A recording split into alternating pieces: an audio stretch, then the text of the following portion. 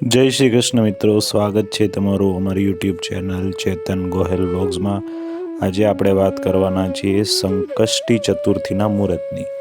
તો સંકષ્ટી ચતુર્થી અથવા સંકટ ચોથ 17 જાન્યુઆરી 2025ના રોજ સવારે 4:06 શરૂ થઈ 18 જાન્યુઆરી 2025ના રોજ પૂર્ણ થાય છે।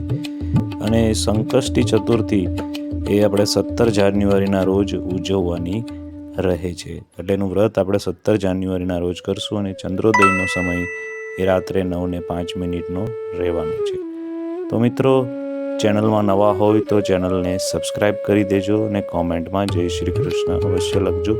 આગળ જાણીએ હવે આપણે સંકષ્ટી ચતુર્થીનું મહત્વ, તેની પૂજા વિધિ અને તેની વ્રત કથા વિશે। મિત્રો, દર મહિનામાં કૃષ્ણ પક્ષની ચતુર્થીની તિથિએ સંકષ્ટી ચતુર્થી ઉજવાય છે। આ દિવસે ભગવાન શ્રી ગણેશની પૂજા અને તેના ઉપવાસનું ખાસ મહત્વ હોય છે। મહિલાઓ આ વ્રત પોતાના બાળકોના લાંબા આયુષ્ય અને સુખી જીવન માટે કરે છે। દર મહિનાના કૃષ્ણ પક્ષની ચતુર્થીની તિથિએ સંકષ્ટી ચતુર્થી એટલે કે સંકટહરા ચતુર્થી વ્રત કરવામાં આવે છે। પંચાંગ અનુસાર માઘ મહિનામાં કૃષ્ણ પક્ષની ચતુર્થીની તિથિએ સંકષ્ટી ચતુર્થી ઉજવવામાં આવે છે। આ દિવસે ભગવાન શ્રી ગણેશની પૂજા અને ઉપવાસ કરવાનું વિશેષ મહત્વ છે। આપણા ભારતમાં બિહાર અને પૂર્વ ઉત્તર પ્રદેશમાં આ ચતુર્થીને તિલવા અથવા તિલકુટા પણ કહેવામાં આવે છે। મહિલાઓ આ વ્રત પોતાના બાળકોના લાંબા આયુષ્ય માટે કરે છે। આ દિવસે તે નિર્જળા ઉપવાસ રાખીને રાત્રે ચંદ્રને અર્ઘ્ય અર્પણ કરીને મહિલાઓ ઉપવાસ તોડે છે।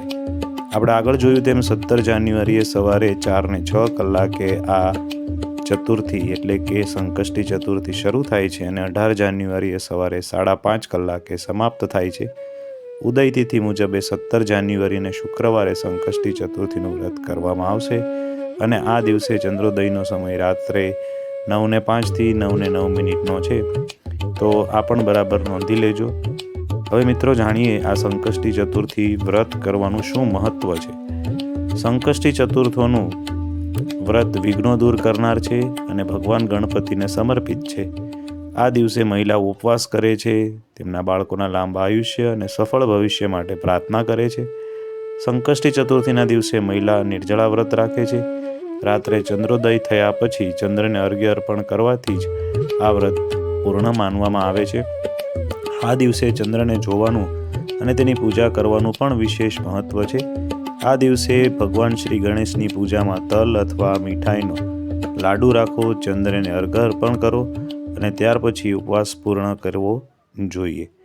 હવે મિત્રો, આ વ્રત કેવી રીતે કરવાનું છે તેની પૂજા વિધિ પણ આપણે જાણીએ તો સંકષ્ટી ચતુર્થીનું જો વ્રત કરવું હોય તો સર્વપ્રથમ સવારે બ્રહ્મ મુહૂર્તમાં જાગી સ્નાન કરવું, ત્યારબાદ સંકષ્ટી ચતુર્થી વ્રત રાખવાનો સંકલ્પ કરવો જોઈએ। લાકડાની ચોકી પર લાલ કપડું પાથરીને શ્રી ભગવાન ગણેશની મૂર્તિની સ્થાપના કરવી જોઈએ।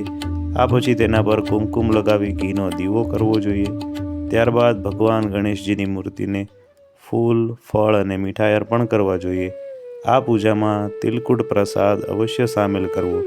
આ દિવસે નિયમિત શ્રી ગણેશ ચાલીસાના પાઠ કરી પૂજાના અંતે ભગવાન શ્રી ગણેશની આરતી કરી શંખ વગાડી અને પ્રસાદ ગ્રહણ કરીને આ ઉપવાસને પૂર્ણ કરવો જોઈએ। મિત્રો, હવે જાણીએ સંકષ્ટી ચતુર્થીની વ્રત કથા વિશે। તો વ્રત કથા સાંભળવાનું પણ એટલું જ મહત્વ છે જેટલું વ્રત કથા બોલવાનું છે। તો આ દિવસે ગણેશજીની પૂજા, વ્રત અને કથા સાંભળવા અને વિધિપૂર્વક વ્રત રાખવાથી આપણા જીવનની તમામ પરેશાનીઓ દૂર થાય છે। ચંદ્રની પૂજા કરી અર્ઘ્ય ચડાવવાની પણ આ દિવસે માન્યતા છે। સંકષ્ટી ચતુર્થીના દિવસે પૂજા સમયે વ્રતની કથા વાંચવી અથવા તો સાંભળવાથી પણ વ્રતનું મહત્વ જાણી શકાય છે અને વ્રતનું ફળ મળે છે। તો આવો જાણીએ સંકષ્ટી ચતુર્થીની કથા વિશે। મિત્રો, પૌરાણિક કથા અનુસાર એક દિવસ ગણપતિ મહારાજ રિદ્ધિ સિદ્ધિ સહિત આકાશ માર્ગે કૈલાશ તરફ જવા નીકળ્યા। રસ્તામાં ચંદ્રલોક આવતા ચંદ્રએ ગણપતિને જોયા। ગણપતિનું મુખ અને પેટ જોઈને ચંદ્ર ખડખડાટ હસવા લાગ્યો અને તેની મશ્કરી કરવા લાગ્યો। આથી ગણપતિને ચંદ્ર પર ખૂબ ગુસ્સો આવી ગયો અને તેણે શ્રાપ આપતા બોલ્યો, ચંદ્ર, તું ખૂબ રૂપાળો છે એની ના નથી, પણ એથી તું અભિમાનમાં આવી જઈ અન્યની મશ્કરી કરે છે, આવું તારે ન કરાય। માટે હું તને શ્રાપ આપું છું કે આજે એટલે કે ભાદરવા સુદ ચોથના દિવસે તારી સામે કોઈ નહીં જુએ અને કદાચ કોઈ ભૂલ ચૂકે જોશે તો તારા પણ અણધારી આફત આવશે. આ સાંભળી ચંદ્ર ધ્રુજી ઉઠ્યા. તે બીકના માર્યા કમળમાં છુપાઈ ગયા. ચારેકોર અંધકાર છવાતા હાહાકાર મચી ગયો. સ્વર્ગના દેવો બ્રહ્માજી પાસે જઈ ચંદ્રના શાપનું નિવારણ પૂછવા લાગ્યા. બ્રહ્માજી બોલ્યા, ગણપતિનો શ્રાપ કદી મિથ્યા જતો નથી, છતાં હું તમને એના નિવારણનો ઉપાય સમજાવું છું. સાંભળો. થોડા દિવસ પછી ભાદરવો મહિનો આવશે અને એ મહિનામાં સુદ એકમથી સુદ ચોથ સુધી ચંદ્ર એ કરવાનું રહેશે કે ગણપતિની કોઈ પણ ધાતુની કે પંચધાતુની મૂર્તિ બનાવી તેની સ્થાપના કરવી, પછી વિધિવત તેની પૂજા કરવી, નિવેદમાં લાડુ ધરાવો, સાંજે ગણપતિની મૂર્તિને વાજતે ગાજતે નદી પર લઈ જઈ જળમાં પધરાવી દેવી. આ દિવસે બ્રાહ્મણોને જમાડે યથાયોગ્ય દાન દક્ષિણા આપવામાં આવે તો ગણપતિ રીઝે અને ચંદ્રને શ્રાપમાંથી મુક્તિ મળે. ભાદરવો મહિનો બેસતા જ ચંદ્રએ ગણપતિની સ્થાપના કરી, ગણેશ ચોથનું વ્રત કર્યું. ચંદ્રે વિધિવત પૂજા કરીને ગજાનંદને કહ્યું કે મારાથી જે કંઈ પણ ભૂલમાં બોલાઈ ગયું હોય તેની કૃપા કરીને ભૂલી જાઓ, તેની મને ક્ષમા આપો. હવે આવી ભૂલ હું નહીં કરું. તમે ખૂબ દયાળુ છો, આ શ્રાપમાંથી મને મુક્ત કરો. ગણપતિ ચંદ્રની ભક્તિ જોઈને ખુશ થઈ ગયા. તેણે દર્શન આપીને કહ્યું, ચંદ્ર, તું સંપૂર્ણ શ્રાપમાંથી મુક્ત તો નહીં થઈ શકે, છતાં હું તારા વ્રતથી ખુશ થઈ તારો શ્રાપ થોડો હળવો કરું છું. જો કોઈ વ્યક્તિ ભાદરવા સુદ બીજના ચંદ્રના દર્શન કરી અને પછી ચોથના દર્શન કરે તો તે કોઈ સંકટ તેના ઉપર નહીં આવે અને એકમાત્ર દર્શન કરશે તો તેને કલંક લાગશે. વળી આ કલંકને દૂર કરવા માટે કોઈ ગણેશ ચોથનું વ્રત કરશે તો હું તેના પર પ્રસન્ન થઈશ અને તેને સંકટમાંથી મુક્ત કરીશ. હે ગણપતિ દાદા, તમે ચંદ્રને જેવા ફળ્યા એવા સૌને ફળજો. બોલીએ ગણપતિ ગજાનંદ મહારાજની જય.